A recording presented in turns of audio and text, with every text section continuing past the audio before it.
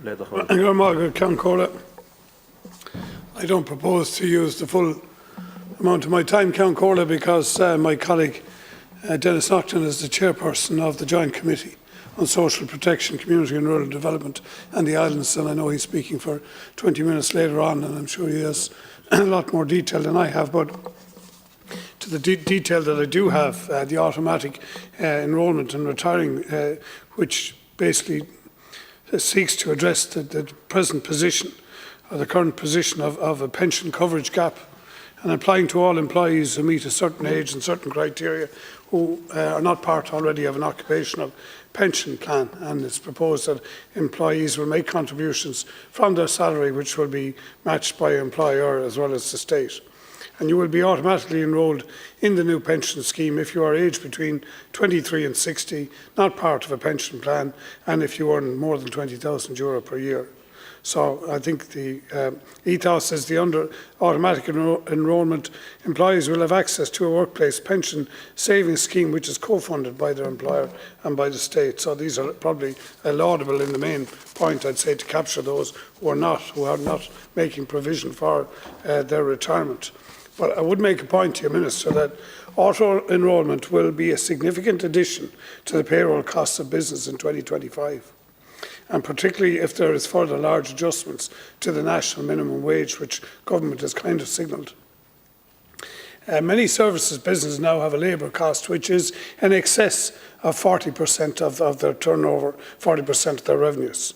And this is particularly noticeable in childcare and the nursing home business. And it also applies to Section 38 and 39 operations. And for businesses with less than 50 employees, this is going to be a significant cost.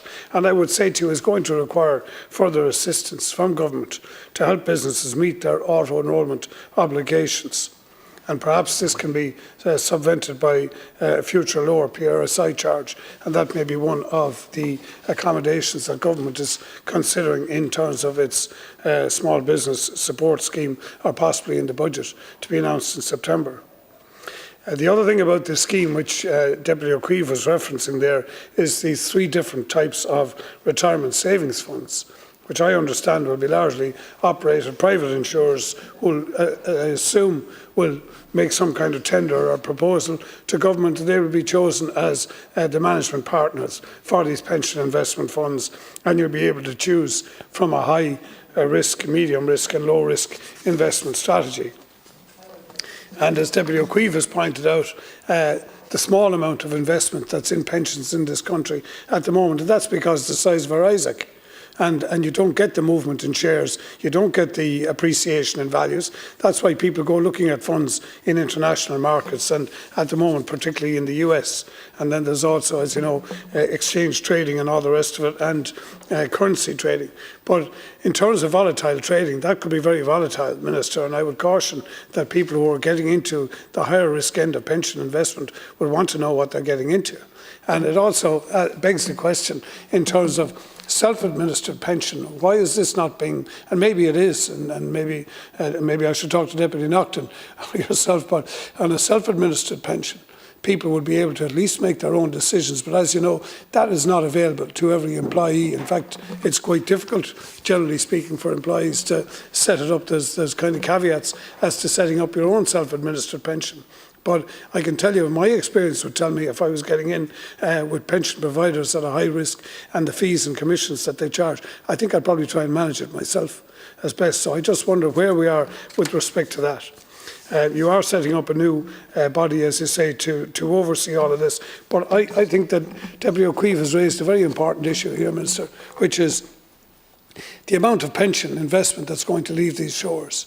And we can all remember back to the SSIA scheme that government introduced here pre-2000s. And that was a very, very successful savings scheme, which helped a lot of people to actually buy a house, if you recall, in the late 90s. A lot of people availed of that scheme, and where government basically gave them tax-free savings and contributed to their savings scheme at the end of it. So it begs the question, should we have some caveats around the management of these pension funds that, as Deputy O'Keefe has outlined, that we should be investing in our climate action strategy, that we should be investing in our environmental protection, And also potentially maybe we should be trying to grow our Irish companies and allow them to scale by offering them investment rather than basically sending money to competitors overseas. So these are just some of the issues that are going to be raised. As I say, I'd be interested for Deputy Naughton's to hear his contribution. I think he's probably got, in fact I know he has a far wider